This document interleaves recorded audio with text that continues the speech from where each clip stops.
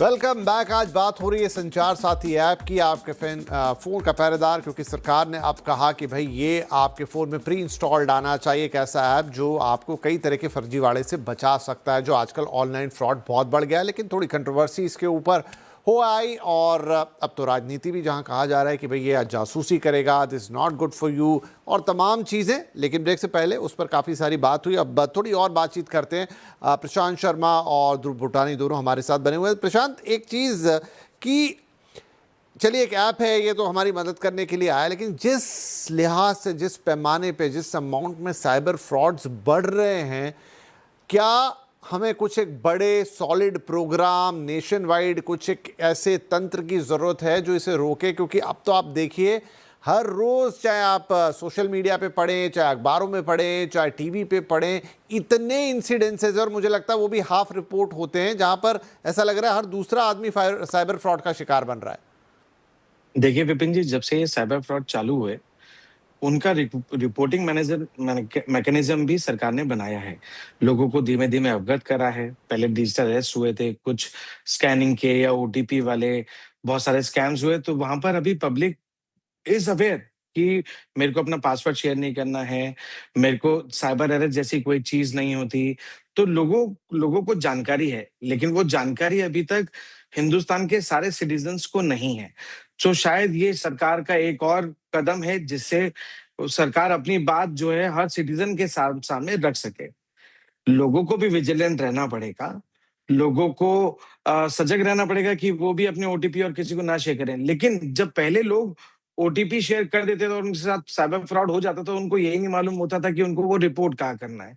शायद एक एप्लीकेशन एक ऐसी एप्लीकेशन है जहाँ पर वो तुरंत रिपोर्ट कर सकते हैं, और बहुत सारी सरकार भी विजिलेंट रहेगी।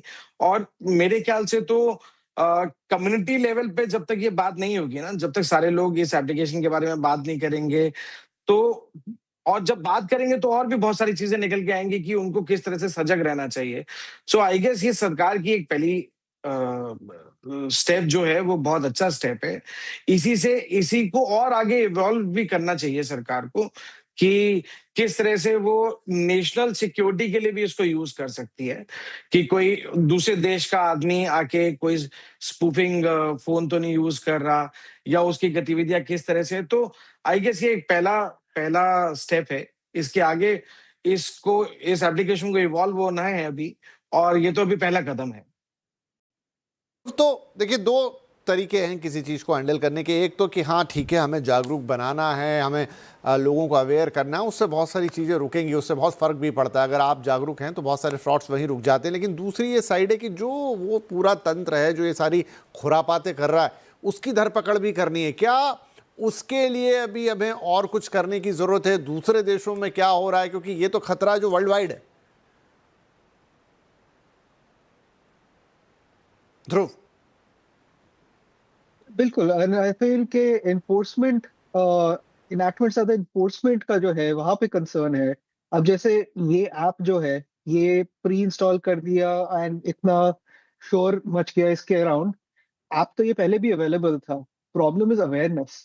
एंड आप प्री इंस्टॉल कर भी दोगे फोन पे, लोग जो है प्री इंस्टॉल्ड एप्स यूज थोड़ी ना करते हैं। उनको क्या पता कि ये ऐप किस चीज के लिए और किस किस के लिए यूज करना है।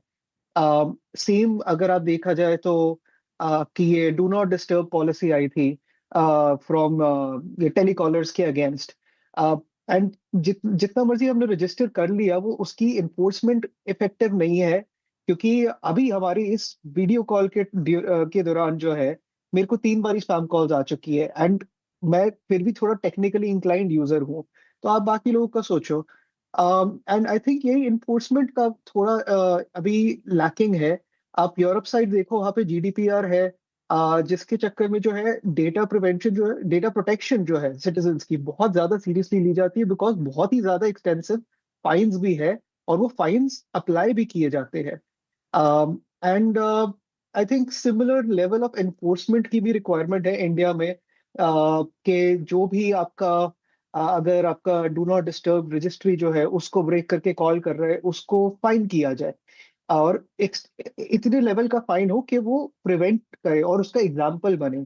एंड सिमिलरली आप फ्रॉड वगैरह ले लो, और हर हर सिनारियो में ले लो। तो आई थिंक अभी awareness or enforcement both are not as good as they can be. Like I said, ये ऐप तो अवेलेबल था ही, बट अवेयरनेस का इशू जो है वो इस कंट्रोवर्सी के aside I don't think pre installation से ही सॉल्व हो जाएगा. That's what I think. कि देखिए कुल मिला के जो बातचीत समझ में आ रही वो है कि आपके फ़ोन में वैसे ही ढेर सारे ऐप्स लगे रहते हैं, लेकिन और वो सारा डेटा लेते हैं, उसमें कोई शक की बात नहीं है, वो सब तरीके से ट्रैक करते हैं. आईफोन आप देखें तो उसमें चूंकि एक फीचर आता है तो कहता है ask app not to track, वरना बाकी फ़ोन्स में तो बात आपको पता भी नहीं चलती. और हर आपके बैंक का ऐप हो, कोई भी छोटा मोटा ऐप हो, दुनिया भर के शॉपिंग ऐप से आपका सारा डेटा लेते हैं. लेकिन एक ऐसा ऐप आता है जो आपको एक हद तक बचाने की बात कर रहा है, तो वो भी अगर आपका डेटा मांग रहा है एक हद तक, तो फिर इसको भी दे दें, कम से कम आपकी सुरक्षा तो कर रहा है. लेकिन अगेन, जैसा टेलीकॉम मंत्री ने कहा कि इट्स अप टू यू, आप चाहें तो रखें, चाहें तो डिलीट करें. लेकिन हम इस कंट्रोवर्सी में नहीं जाते, कि राजनीति में नहीं पड़ते, आरोप प्रत्यारोप में नहीं जाते कि क्या इससे जासूसी होगी नहीं होगी. इम्पॉर्टेंट है कि हमें, देश की जनता को, आपको और हमें खुद को साइबर फ्रॉड और इस तरह की चीज़ों से बढ़ना है. अवेयरनेस उसका एक बड़ा टूल है. उसके अलावा कोई और चीज़ हमें अगर मदद करती है और हमें कॉन्शियसली पता है कि सही है, तो हम उसका इस्तेमाल अपने विवेक के हिसाब से करें, क्योंकि साइबर फ्रॉड के खिलाफ आपको और हमको भी उतना ही पुरजोरी से खड़ा होना होगा. अकेला एक तंत्र आपको शायद पूरी तरह ना बचा पाए. उसकी रिपोर्टिंग, उसके बारे में तमाम चीज़ें, ये भी करना बहुत ज़रूरी है. फिलहाल बहुत शुक्रिया आप दोनों ही मेहमानों का. आई होप कि दर्शक इससे अपनी जो समझने वाली बात है वो निकाल लेंगे, और बाकी इस पर वाद विवाद चलता रहेगा, वो आगे देखेंगे, वो अलग खबरों में रहेगा. लेकिन ऐप के क्या मायने हैं, इस तरह की और चीज़ों के क्या मायने हैं, हम साइबर सिक्योरिटी में कहाँ खड़े हैं, उस पर अवेयरनेस बहुत ज़रूरी है. बहुत बहुत धन्यवाद आप दोनों का ही.